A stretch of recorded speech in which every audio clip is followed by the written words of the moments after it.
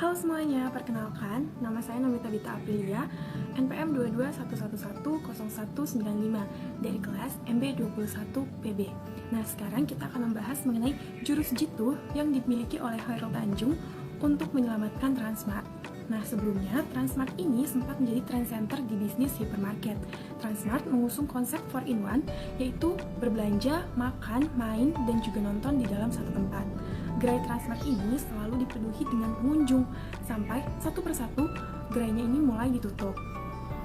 Nah, dengan adanya masalah ini, Khairul Tanjung turun langsung untuk menangani permasalahan yang ada di Transmart. Tak lama setelah Khairul Tanjung mulai ambil andil dalam permasalahan Transmart ini perlahan mulai bangkit. Nah, penasaran kan apa aja yang dilakuin sama Khairul Tanjung? Yuk kita simak. Pada awalnya, Transmart ini merupakan Carrefour yang pada tahun 2012 seluruh sahamnya dibeli oleh Khairul Tanjung. Konsep 4-in-1 ini dirancang untuk menciptakan new shopping experience di tengah tren gaya hidup masyarakat yang mulai berubah. Konsep ini menjadi diferensiasi yang dimiliki oleh Transmart dibandingkan dengan hypermarket lainnya, seperti Giant, Hypermart, dan juga Lotte Mart. Transmart ini sebenarnya sudah melakukan berbagai strategi agar bisa tetap bertahan. Namun, jika sudah tidak bisa dipertahankan lagi, maka opsinya itu adalah untuk melakukan efisiensi yang bisa dilakukan dengan cara menutup gerai yang dimiliki. Nah, melemahnya bisnis retail ini membuat banyak toko yang tutup setelah pandemi COVID-19.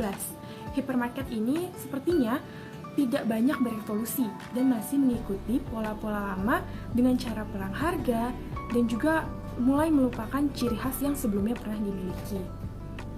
Penutupan gerai Transmart ini karena ekonomi yang lesu dan juga strategi bisnis yang kurang tepat.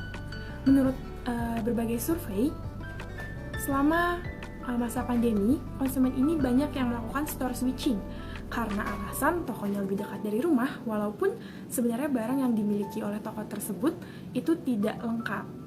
Nah, ada juga masalah-masalah yang lain, seperti konsumen ini merasa tidak masalah untuk mengganti merek atau brand barang yang sebelumnya sering digunakan. Khususnya untuk di Transmart ini, menurut Sri Rahayu, pakar pemasaran dan juga perilaku konsumen, adanya faktor lain yang membuat pengunjung Transmart itu berkurang, seperti harga yang relatif tinggi, varian produk yang terbatas bila dibandingkan dengan hypermarket lain, dan juga Transmart ini memaksakan pembayaran cashless dengan bank tertentu, yang nantinya atau yang akhirnya akan memaksa konsumen ini harus membayar secara cash. Penutupan gerai yang dilakukan oleh Transmart sebenarnya bukan karena kebangkrutan, namun merupakan strategi relokasi yang sebelumnya telah diidentifikasi.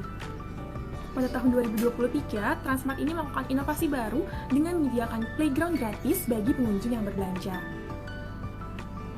Selain itu juga, Transmart ini menghadirkan tenan dan juga event bertema Korea sesuai dengan tren yang saat ini sedang hype.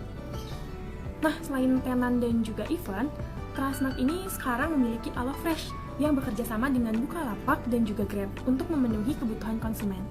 Jika diamati dari berbagai usaha yang telah dilakukan, sebenarnya Transmart ini kembali mengusung konsep 4-in-1. Untuk persaingan harga, mereka membuat garansi akan mengganti uang belanja senilai 2 kali lipat apabila harga yang diperoleh di Transmart ini lebih mahal dibandingkan harga di tempat lain. Sekian yang dapat kita pelajari dari Khairul Tanjung untuk menyelamatkan Transmart. Sampai bertemu di video selanjutnya.